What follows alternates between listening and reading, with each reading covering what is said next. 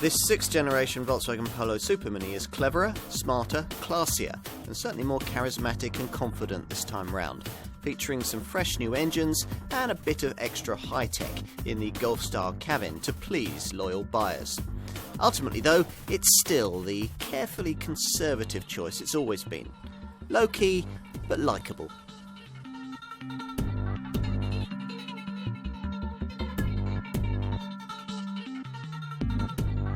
Super Mini fashions come and go, but one model seems to remain impervious to fickle fancy.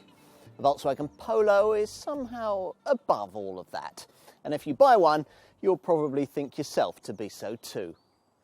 Over 14 million Polos have been sold since the car first went on sale back in 1975, having previously begun life badged as an Audi A50. This 6th generation Polo design, launched late in 2017, is, as you might expect, a very big deal for the brand, in more ways than one. For one thing, it's by far the largest Polo to date, far bigger, for example, than some earlier Golfs. For another, its sales significance remains huge for the Wolfsburg maker, given that almost 10% of all the cars the company has ever made have been Polos. So no, not every important new model launch these days is an SUV. This one only sires an SUV.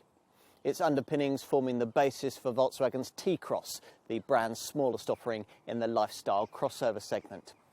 Most folks, though, will still want just a straightforward Polo, which is why the Wolfsburg maker continues to expect that this model will account for around 25% of its total sales in our market.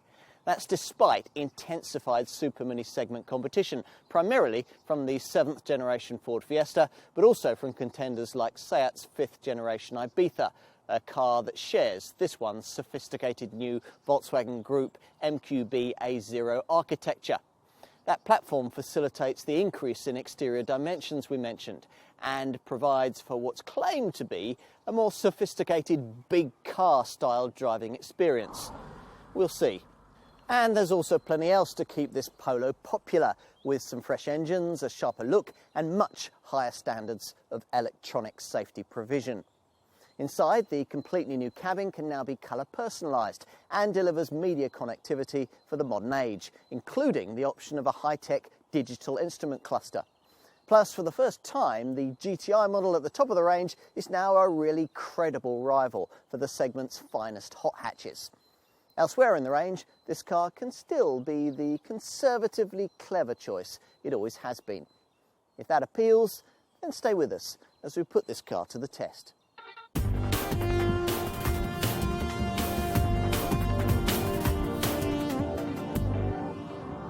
Almost every car has its unique selling points. With this Polo, these lie in quality and comfort, delightful damping having long been a traditional attribute in a Volkswagen Super Mini. Given that even the previous, rather crudely platformed version of this model managed to cruise over potholes and tarmac tears that would upset most of its rivals, we expected that the stiff sophistication of this 6th generation design's all-new MQB A0 chassis would lift it even further clear of its competitors in this regard. Which is, by and large, how it's turned out. We were told that this new generation Polo would ride like a much larger car, and sure enough it does, easily shrugging off pock-marked urban surfaces, and that's despite the lack of anything particularly advanced in terms of suspension design. Certainly, many competitor brands are going to want to know how a straightforward McPherson strut front and torsion beam rear setup can deliver damping this good. It handles higher speed undulations brilliantly too. One writer described the response as being akin to riding on jewelled bearings. Even larger wheel sizes don't seem to upset it much. Inevitably though, you can't have everything, and in this case what you can't have is the kind of eager, chuckable feel that you'd get in a rival Ford Fiesta, or even in the kind of 5th generation Seat Ibiza Super Mini that theoretically shares most of this Polo's engineering. Now, partly that's because the light steering here doesn't deliver a huge amount in terms of meaningful feedback, which is a pity because it's actually quite precise and comes into its own at urban speeds. Body movements aren't quite as agile as they are in an Ibiza either, though they're still very nicely controlled, no doubt aided by the stiffer chassis. In addition, the wider tracks of this 6th generation model improve front-end grip, so the car turns in quicker if you're hustling it through a series of twisty bends. All in all, you sense that somewhere in this Mark VI model's DNA, there's actually quite a dynamically capable car trying to get out beneath the engineering levels of cotton wool apparently applied to differentiate it from its Seat counterpart. The shackles came off, though, when it came to developing the 200 PS Polo GTI hot hatch version, hence the overwhelmingly positive reviews that variant's since received. Our purpose here, though, is to brief you on more mainstream Polo derivatives, which is why we've chosen the lineup's entry-level 1-litre MPI engine for this test.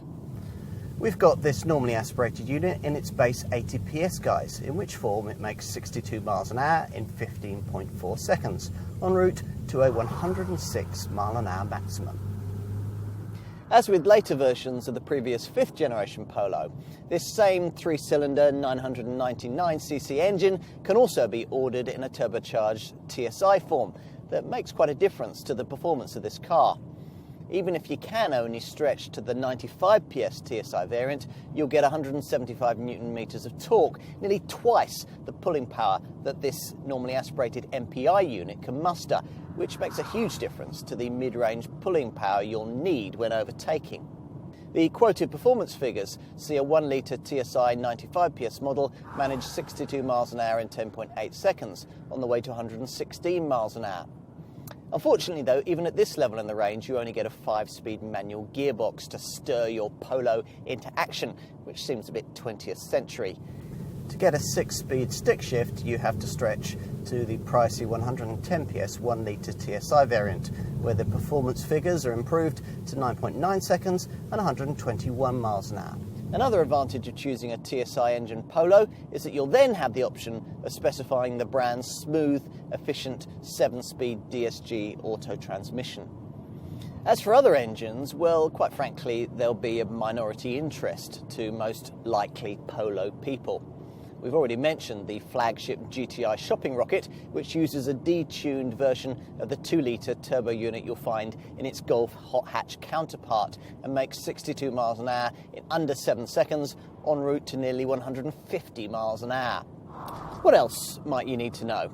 Well, you can optionally add in one of those driving mode systems that allow you to tweak throttle response and steering feel. Volkswagen's is called driving profile selection. The stability of this car and the way it simply smooths away rough surfaces is the best thing about it, an attribute complemented by standards of refinement that are truly exemplary by Supermini standards. As a result, if I had to do a 3-hour drive and I had a choice of small cars to accomplish it in, these are certainly the keys that I'd pick up every time. Oh, and the seats are some of the most supportive I've tried in a small car at this price point. An important point for buyers in this segment. After all, it isn't only long-distance journeys that can take up to 2 or 3 hours. In short, it's all very Golf-like. If you're a loyal Volkswagen buyer, that'll be all you really want to hear.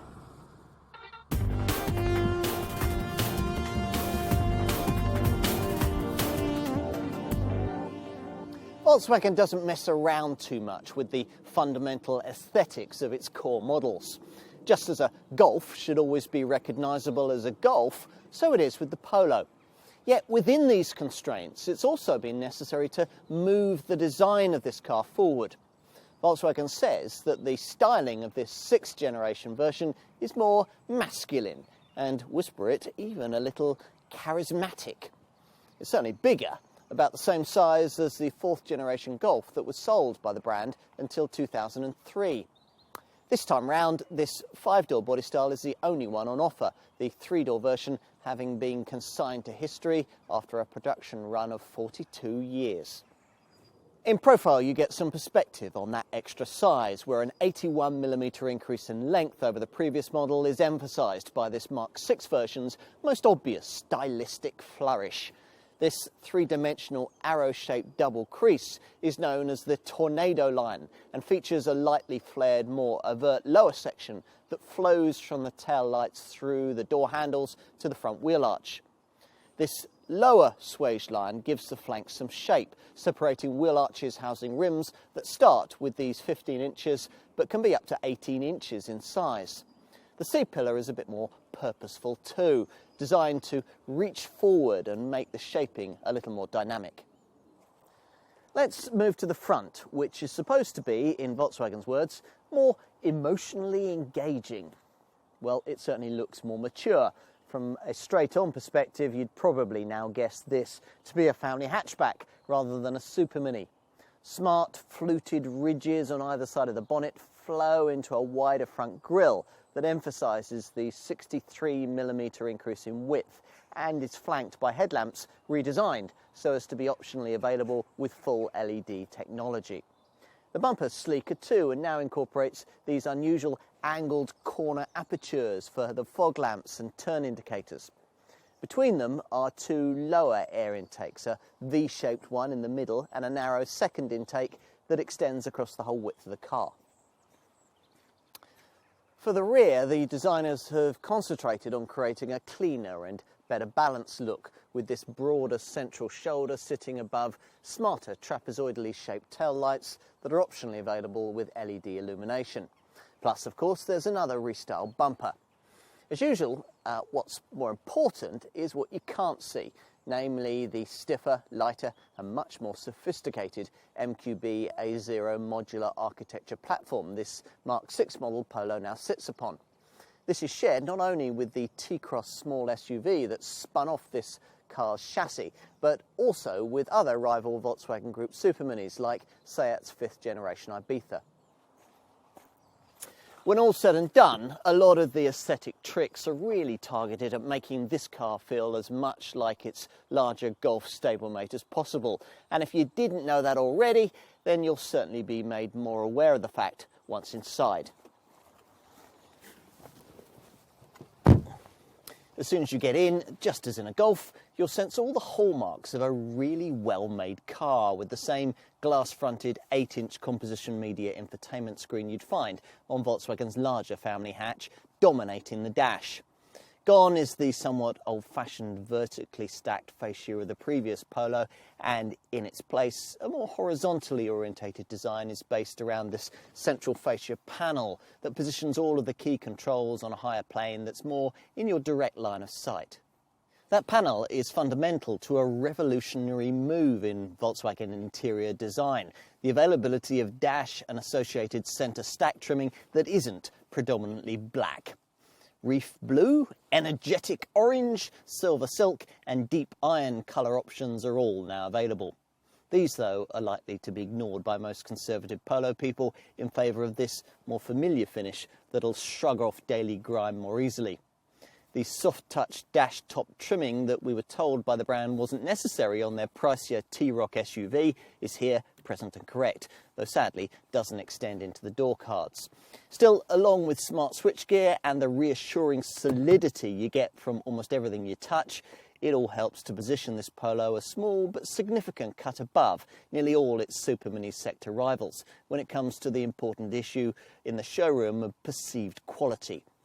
We'd previously worried for Volkswagen on this point, given the news that this Polo is built not in Germany, but with cheaper labour at the company's Utenhagen plant in South Africa. More sophisticated technology also helps in this regard, of course. We've already mentioned the centre dash composition media screen, which looks much classier than Ford's rival Sync 3 setup.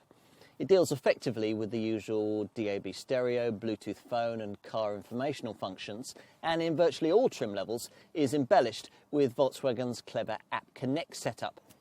This is the starting point for the brand's CarNet connectivity system and the key tool for bringing the best functions of your smartphone into this car via the Apple CarPlay, Android Auto and MirrorLink systems. You can Upgrade this setup with Volkswagen's more sophisticated Discover navigation infotainment package, and also with an optional feature you simply wouldn't expect to find on a car in this class, a fully digital instrument binnacle display. The active info setup in question completely replaces the conventional dials you'd otherwise view through the smart 3-spoke wheel, instead providing a 10.5-inch TFT screen that can be configured to show analog look gauges, a full-screen sat-nav and various stages in between. Otherwise, the look, feel and functionality of the controls, the clearly designated instruments and the neat switchgear should all be pretty familiar to Polo people, even though Volkswagen insists that all of it has been redesigned. As ever, it's easy to find the perfect driving position thanks to a height-adjustable seat and plenty of reach and rake adjustability for the steering wheel. Unfortunately, lumbar support costs extra though. As for in-cabin storage, well, not much is lacking. The door pockets and the glove box are of a reasonable size, and there's further space to stash things beneath both front seats. There's a storage area in front of the gear stick with twin overhead USB slots, while next to the conventional handbrake, twin cup holders and a coin tray along with a 12-volt socket are provided, with a deep, tall storage box just behind. This slot next to the gear stick is useful for things like parking tickets, and Volkswagen has remembered to include an overhead compartment for your sunglasses. Time to take a look in the back. Now, there ought to be big improvements here too, given this 6th generation model's 92mm increase in total wheelbase, which is pretty much how it turns out. Though if you're familiar with the previous version of this car, you may find that this model's higher waistline and shallower rear window make it feel a little more enclosed than before. Now, particularly impressive is the improvement in shoulder room, though as with rival Super Minis, that's not enough to make this bench in any way really suitable for the transport of 3 adults.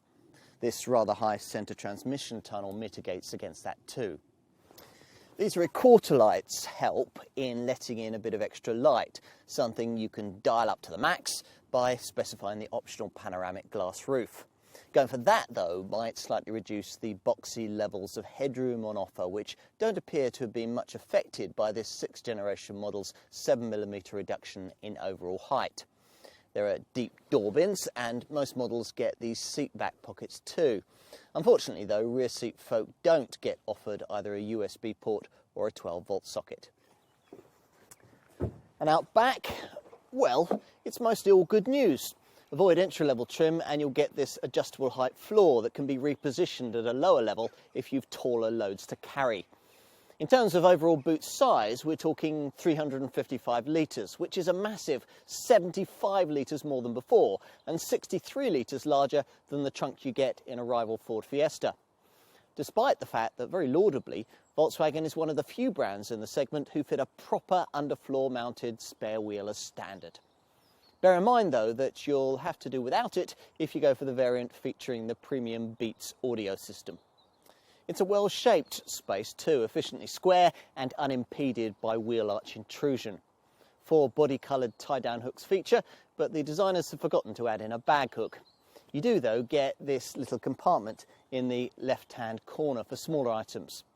This rear backrest can't be specified with any kind of ski hatch, and with entry-level trim it doesn't even split fold in the way that it does here.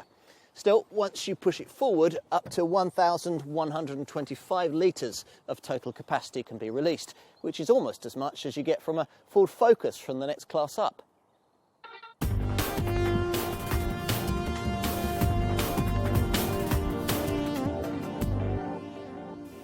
List pricing for this car actually starts from around £17,000. In practice, though, it's pretty difficult to imagine many Polo owners paying less than £18,000, and most will be shelling out a figure somewhere in the £19,000 to £20,000 bracket. Now, this time round, you're limited to this 5-door body style. Yes, even on the top GTI hot hatch model, for which a budget of over £20,000 is likely to be required. Over 70% of Polo sales will be to private customers. The range kicks off with Match, Beats, and United trim levels, all of which can be had in their most affordable form with the 80 PS 1 litre power plant that we're trying here. If you can stretch to the alternative TSI 1 litre turbo engine, you'll also get the opportunity to spend another £1,350 on Volkswagen's 7-speed DSG auto gearbox, available whether you choose the 95 PS version of this engine or the 110 PS variant of this unit that comes with plusher models. At the top of the range, the GTI model gets a 200 PS 2 litre turbo petrol unit. On to the value proposition offered by Polo pricing in the Super Mini segment. Now, in engineering terms, this car's most obvious rival is the Seat Ibiza model that shares its power plants, its MQB A0 platform, and much of its safety and infotainment technology with this Volkswagen. Elsewhere, you might read about an Ibiza having a vast price advantage over a Polo. It's not really true. A close matching of models and specs reveals that this Volkswagen's cost increase over an equivalent Ibiza varies between £800 and £1,300 for mainstream models. Now, for that, you get a classier cabin and stronger residuals that'll negate much of that price premium when resale time comes. A Volkswagen Group model that can significantly undercut this Polo in price is Skoda's Fabia, though that's partly because the Czech model rides on underpinnings of an older vintage. The engine wears much the same though, which could make tempting a Fabia price saving of nearly £3,000. You'd really miss this Volkswagen's classier cabin and extra technology though. Of course, most Super Mini buyers don't start off with Seat and Skoda at the top of their shopping lists. These people more likely to be looking at strong sellers like Ford's Fiesta and Vauxhall's Corsa in this segment. Petrol-powered Ford Fiestas are no more than around £700 or so cheaper than their Polo counterparts. Partly because it's a much older product, the Vauxhall's price advantage is much greater than that, potentially up to around £1,500 or more. Again, though, neither of these cars have the quality feel and strong residuals that you get with this Volkswagen. These comments also apply to other Super Mini rivals that would provide significant savings over this Volkswagen. Just over £2,000 in the case of cars like Hyundai's i20, Kia's Rio, Citroën C3 and Suzuki Swift, and just under that figure in the case of models like the Nissan Micra and the Renault Clio. With a Honda Jazz, a Mazda 2 or a Toyota Yaris, the premium to own a Polo is likely to be no more than around £500 to £1,000, while list pricing for a Peugeot 208 is actually very similar to that of this Volkswagen. Now, obviously, the real bargain brand contenders in this class massively undercut the Polo pricing proposition, cars like Dacia Sandero and the MG3. But as ever, with models like those, you very much get what you don't pay for. If, having considered all of that, you conclude that it is this Volkswagen that you really want, then we'd understand. And if so, you're going to want to know just how generous the brand has been when it comes to standard spec. Well, the answer is that there'll probably be more included than you might expect. Most of what you'd want is included even on the humblest match spec model. This base variant comes with air conditioning and the decent tally of safety kit we'll talk you through in a minute. But the specification highlight is Volkswagen's composition media infotainment system with its smart glass-fronted 8-inch touchscreen. From this, you activate a 6-speaker DAB audio system, Bluetooth phone connectivity, plus USB, SD card and aux-in connection points. In addition, there's the Volkswagen Connect media connectivity system, which uses what the brand calls a data plug to send vehicle information via Bluetooth to a Volkswagen Connect app that you can freely download to your smartphone. Once you've got this up and running, you'll have constant access to information on your Polo, things like its fuel level, its current mileage, and when its next service is due. You'll be able to analyse your driving style, monitor fuel consumption, plan forthcoming trips, seek out parking spaces wherever you are, and use a 24-hour customer helpline. Match spec customers get the CarNet App Connect system that allows use of the Apple CarPlay and Android Auto MirrorLink systems that enable you to mirror the display of your smartphone onto the centre dash screen.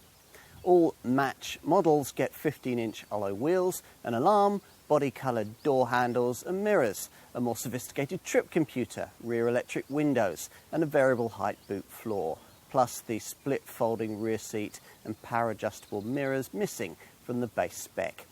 So there you have it. Match spec gives you pretty much everything you really need in this Volkswagen. And if you want a little more, there's an alternative United variant with the same engines that comes with standard navigation and access to Volkswagen's clever We Connect Plus app that gives you remote control of vehicle functions.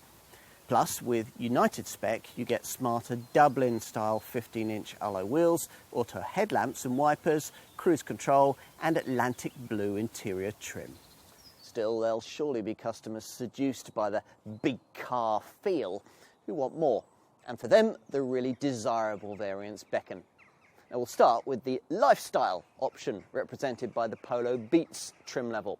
In keeping with its name, this derivative delivers a Beats audio system, a 300-watt setup with an 8-channel amplifier and a subwoofer that sits under the boot floor in the space that in all other versions of this car would be occupied by the standard spare wheel. Typically conservative Polo folk may not like the body stripes and brighter seat fabric that come with this trim level quite so much. But the velvet red interior trim highlights look nice, and you get sport seats, rear tinted glass, front fog lights, larger 16-inch Torsby alloy wheels and unique Beats badging as part of the deal. If you're not really a trendy type and luxury and comfort are more your thing in a plusher Polo, then you'll probably naturally gravitate towards up-spec SEL trim. Here again, you get 16-inch alloy wheels, sport seats and front fog lights, but in this case, these items are also embellished by features that you may have grown used to having in larger cars. Things like 2-zone climate control, front and rear parking sensors, rain-sensing wipers and ambient lighting. The main SEL spec feature, though, is the improvement of the composition media system to discover navigation status, which not only means you get satellite navigation, but also a 3-year subscription to the useful CarNet Guide and Inform package. Now with this, you get constantly updated journeying information on things like traffic flow, fuel prices, weather forecasts and news reports.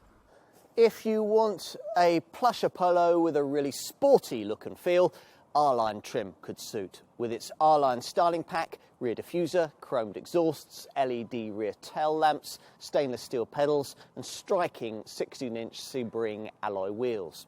Or perhaps only the top Polo GTI will do, with its 17-inch wheels featuring red brake calipers, lowered sport suspension, GTI body styling pack, XDS electronic differential lock and driving profile selection driving mode system. The top GTI Plus trim level further adds LED headlights, auto headlamps, rear tinted glass, keyless entry, power folding mirrors, ACC adaptive cruise control and the active info instrument binnacle display. All of the Plus spec features just mentioned are available as options, which brings us on to the part of this film where we talk you through the various extra cost elements you may want to consider adding to the Polo trim level you've chosen. Now we'll start with that active info display because it's so unique in this segment, replacing all of the conventional instrument dials with a single customizable 10.5-inch TFT display that's totally configurable, very futuristic, and another of this model's biggest showroom talking points. One day, probably quite soon, all small cars will feature something like this. It works best when fitted in conjunction with the upgraded Discover Navigation Infotainment package that we mentioned earlier, which, providing you avoid entry-level trim, is an option right across the range and can be ordered with or without voice activation. Once you have some sort of navigation setup fitted to your Polo, you'll have the chance to use Volkswagen's Media Control app that allows passengers to control the media system using their smartphones or tablets. So kids in the back, for example, can find their favourite radio station, then respond to bellowed adult commands to turn it down. On to driving stuff. Conventional assistance items you can add include ordinary or adaptive cruise control setups, and on lesser models you might want to add all-round parking sensors too. These sensors are a key part of the optional park assist system that can automatically steer you into spaces, a feat that'd be nice to watch via the optional rear-view camera. If you want a more dynamic driving aid, your dealer will point you towards the driving profile selection driving mode system that allows you to tweak throttle response and steering feel to suit the way you want to drive. Other optional niceties include full LED headlamps, keyless entry, a wireless smartphone charger, a panoramic sunroof, front fog lamps, 2-zone climate control, power folding mirrors, and a useful front centre armrest. There's also a winter pack that gives you heated front seats and headlamp washers, and a light and sight pack that gives you auto headlamps and wipers and an auto dimming rearview mirror. As for practicalities, well, we'd want to look at the usual mud flaps, carpet mats and the range of roof racks and carriers for things like bicycles, skis and snowboards. For the luggage area, there's a choice of load liners, a boot tray and a useful restraint net to keep smaller items from flying about. As for interior and exterior styling, well, you might want to consider a pair of optional heated front sport seats with one of Volkswagen's smart part microfiber art velours upholstery finishes. But the headline aesthetic option added this time round is the chance you've got to finally have a fascia that isn't black.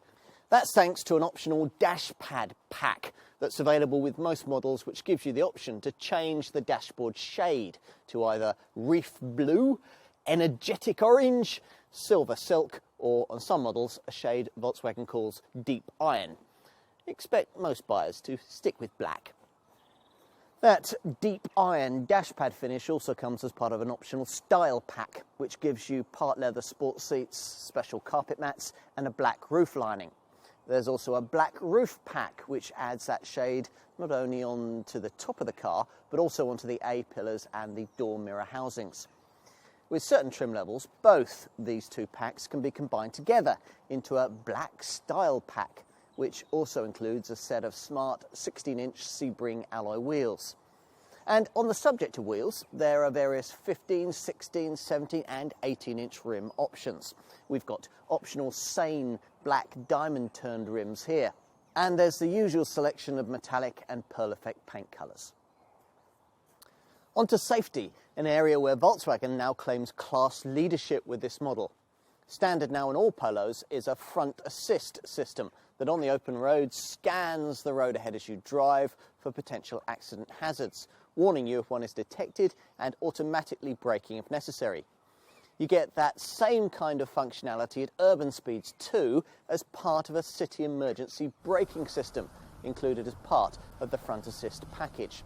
This setup also includes predictive pedestrian protection that specifically searches for pedestrians who might be about to step out in front of you, and if necessary can initiate braking to avoid them.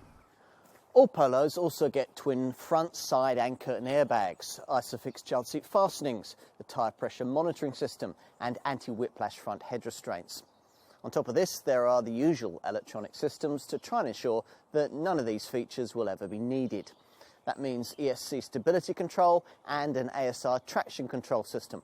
There's ABS braking, of course. A hill hold assist feature stops you from drifting backwards on uphill junctions, and panic stops will be advertised to following motorists by automatically activating hazard warning lights. In addition, across the range, the Wolfsburg brand has installed a clever automatic post-collision braking system that automatically brakes the car down to 6 miles an hour after a collision. So if, say, someone hits you and, understandably, you go to pieces, the car will automatically sort itself out. We also applaud the standard fitment of a driver alert system that monitors your reactions for drowsiness, prompting you to stop for a restorative coffee if lethargy is detected. Plus, it's worth mentioning that all Polos fitted with navigation get traffic sign recognition, which pictures speed signs as you pass and displays them on the centre dash screen. If you want more, then there's the option of a pre-crash preventative occupant protection system that senses when an impact is imminent, then braces the car to better withstand it by instantly closing the windows. Another option is the blind spot detection system with rear traffic alert package. Blind spot detection alerts you if you're about to dangerously pull out to overtake when there's a car in your blind spot. And rear traffic alert warns you of oncoming traffic when you're reversing out of a parking space. It's all very reassuring.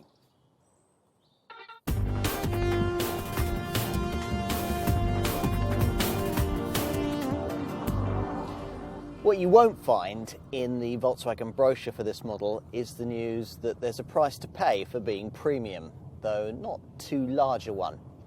One of the advantages of this 6th generation design's new MQB A0 platform is that it's significantly lighter than the previous chassis. That's not been quite enough, though, to compensate for the heaviness of all the extra equipment that Volkswagen has added into this Mark 6 model, hence a small but significant 50 kilogram weight increase this time round. I say significant because this is presumably what's behind a deterioration in frugality and cleanliness of around 10% compared to the previous version of this model that we tested back in 2014.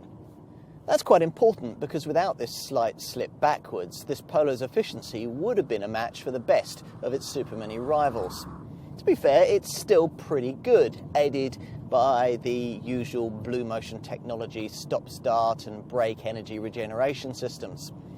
If your Polo has DSG automatic transmission, it'll also offer a coasting function that at cruising speeds will disconnect the gearbox from the powertrain, leaving the engine to idle until you next need it. As usual with Volkswagen Group models, there's a slightly curious scenario that sees the feeblest 1-litre MPI normally aspirated variants proving to be thirstier and dirtier than the much pricier and more powerful turbocharged 1-litre TSI versions.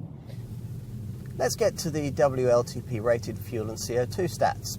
With the base unit, the 80 PS version of the 1-litre MPI engine, which is what we've got here, you're supposed to be able to achieve up to 51.4 miles to the gallon on the combined cycle and up to 125 grams per kilometre of CO2. In contrast, in a 95 PS 1-litre TSI turbo variant, those figures improve to 53.3 miles to the gallon and 121 grams per kilometre with a manual gearbox. It's 47.1 miles to the gallon and 128 grams per kilometre if you want that 1-litre TSI engine in 110 PS form with a manual gearbox. Now, another advantage of TSI engineering is that it enables you to specify Volkswagen's latest 7-speed DSG auto gearbox. Go for that and your fuel and CO2 returns will only be affected by about 5%. The 2-litre TSI 200 PS Polo GTI hot hatch is equally efficient by the standards of its class. Even with DSG auto transmission fitted, in this case a 6-speed unit, this top variant manages 47.9 miles to the gallon and 134 grams per kilometre of CO2. So the technology's there, but in real-world day-to-day ownership across the range, does it actually achieve the returns that Volkswagen is promising? Well, it's a fair question, given all the controversy in recent times over the company's quoted fuel figures. We'll answer that by suggesting that a careful Polo owner might be able to get close to the official stats, but only if he or she were able to fully use all of the efficiency tools that this car makes available, and there are plenty. As you'd expect, there's a gear change recommendation feature in the instrument binnacle's central display screen. And if you've a variant with the driving profile selection system fitted, there's an eco option that focuses all of the car's systems on maximum frugality. Plus, if you've downloaded the free Volkswagen Connect app that comes with this car, you'll find it includes a challenges section that sets efficiency driving targets, encouraging you to collect points and trophies with bonus challenges to improve your scores. That's just a start, though. Across the range, the centre dash infotainment screen includes a Think Blue trainer in its car section, a display that gives you 3 circular dials that help with different areas of driving efficiency. The centre one has 2 blue arcs in its outer ring, and you have to stay within these by braking and accelerating carefully. If you do, you'll achieve a higher so-called blue driving score, rated on a scale of 0 to 100 and shown in the left-hand circle, or graphically via a separately selectable blue score overview. Do well here, and the average fuel consumption figure shown in the right-hand circle will of course rise, and a touch of this round graphic will take you to a graph showing your average fuel consumption over the last 30 minutes. There's also the option of accessing a series of Think Blue fuel-saving tips, though to be frank, some of these are rather blindingly obvious. Things like think ahead when you're driving and drive in the highest possible gear. Opt for a top model with the active info dash display, and you can also select an efficiency branded set of virtual gauges for the instrument binnacle, which duplicate the centre and right hand dials of the Think Blue Trainer screen, bringing these right into your line of sight as you drive. Can you be bothered with all this? Well, if you can't, it's no good complaining that the quoted running cost figures don't match those you actually achieve. The other cost-related facts surrounding this Volkswagen, though, are rather more straightforward. You can expect some of the highest residuals available in the class, and reasonable insurance groupings too. Most versions of this 1 litre MPI petrol model are rated at a rock-bottom Group 1E. Go for the 1 litre TSI in 95 PS form, and that'll rise to Group 80 or Group 11E if you choose the 115 PS version of this unit. As for servicing, well, as usual with Volkswagen models, there's a choice of either fixed or flexible maintenance packages. You'll choose the fixed approach if you cover less than 10,000 miles a year, and with this, the car will typically be looked at every 12 months. If your daily commute is more than 25 miles and your Polo will regularly be driven on longer distance journeys, you'll be able to work with a flexible regime that in the first 2 years of ownership could see you travelling up to 20,000 miles or waiting up to 24 months before a garage visit. A single inspection service every year or 20,000 miles will be required thereafter, whichever comes sooner. On warranties, well, the standard package is 3 years and 60,000 miles. We can't really see why Volkswagen couldn't extend that mileage limit to 100,000 miles, since that's what you get on its mechanically very similar Caddy model. Doing that, though, wouldn't give Volkswagen dealers so much of an opportunity to sell extended warranty packages. There's one for 4 years and 75,000 miles, or if you plan to see a bit more of the world in your Polo, there's a 5-year, 90,000 mile package. Whatever your decision, your car will come with 3 years of pan-European roadside assistance that has no mileage restriction. The paintwork warranty lasts for 3 years, and as you'd expect, this Super Mini is protected by a 12-year anti-corrosion package.